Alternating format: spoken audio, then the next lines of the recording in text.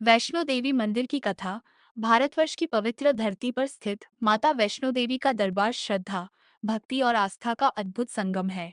जम्मू कश्मीर के त्रिकुट पर्वत पर स्थित यह मंदिर करोड़ों भक्तों की आस्था का केंद्र है। हर वर्ष लाखों श्रद्धालु जय माता दी का उद्घोष करते हुए कठिन चढ़ाई पार कर माता के दरबार में पहुंचते हैं। माता वैष्णो देवी की कथा अत्यंत पवित्र और प्रेरणादायक है, जो भक्तों को सत्य, भक्ति और धर्म के मार्ग पर चलने की प्रेरणा देती है। माता वैष्णवी का अवतार पौराणिक मान्यताओं के अनुसार जब पृथ्वी पर अधर्म और अत्याचार बढ़ने लगे, तब देवताओं ने आदिशक्ति से प्रार्थना की।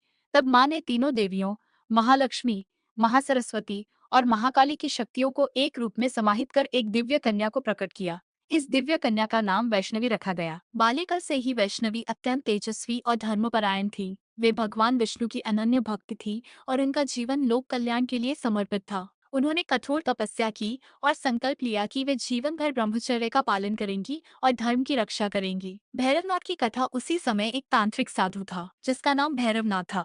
वह शक्तिशाली तो था परंतु अहंकारी भी था।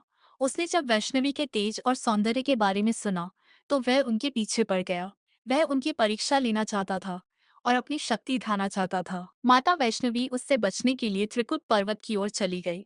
रास्ते में उन्होंने कई स्थानों पर विश्राम किया। कहा जाता है कि जिस स्थान पर माता ने अपने चरण रखे, वह स्थान आज चरण पादुका के नाम से प्रसिद्ध है।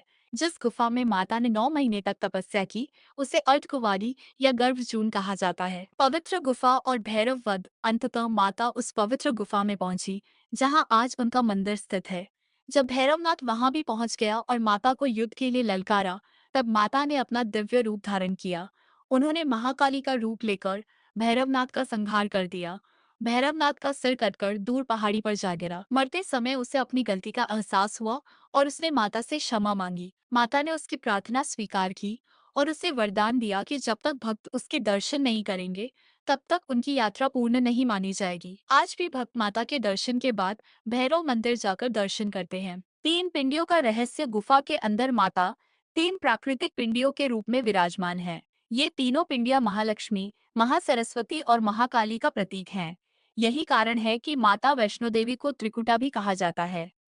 यहाँ कोई मानव निर्मित मूर्ति नहीं है, बल्कि स्वयंभू पिंडियां हैं, जो इस स्थान की दिव्यता को और बढ़ाती हैं। भक्तों की आस्था। माना जाता है कि माता अपने भक्तों को स्वयं बुलाती हैं। जब तक माता की इच्छा न हो, तब तक कोई भी उनके दरबार तक नहीं पहुंच सकता। जो सच्चे मन से माता का स्मरण करता है, उसकी मनोकामनाएं पूर्ण होती है। यात्रा लगभग 1-2-1-3 किलोमीटर की चढ़ाई की होती है।